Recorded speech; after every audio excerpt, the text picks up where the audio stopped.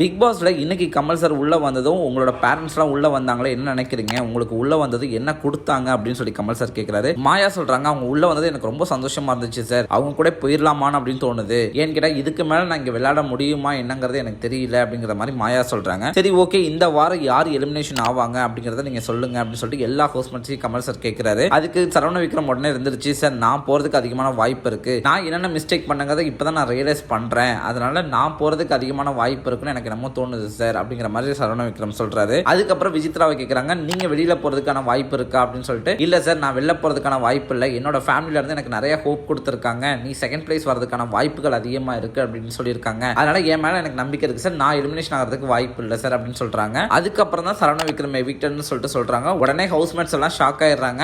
அதுக்கப்புறம் கமல் சார் ஒரு ட்விஸ்ட் ஒன்று வச்சுட்டு போயிருக்காரு. இன்னைக்கு நீங்க 2 பேர் சேவ் ஆயிருப்பீங்க, நாளைக்கு நீங்க 2 பேர்த்துல யாரு வெளில போவாங்க அப்படிங்கறத நாளைக்கு பார்க்கலாம் அப்படின்னு சொல்லிட்டு இந்த எபிசோட முடிக்கிறாங்க. இந்த எலிமினேஷனை பத்தி என்ன நினைக்கிறீங்க? நாளைக்கு 2 பேர்ல யாரு போவாங்க அப்படிங்கறத என்ன நினைக்கிறீங்க அப்படிங்கறத மறக்காம கமெண்ட்ல சொல்லுங்க. மேலும் இது போல பிக் பாஸ் பத்தி அப்டேட் தெரிஞ்சுக்க நம்ம சேனலை மறக்காம சப்ஸ்கிரைப் பண்ணிக்கோங்க.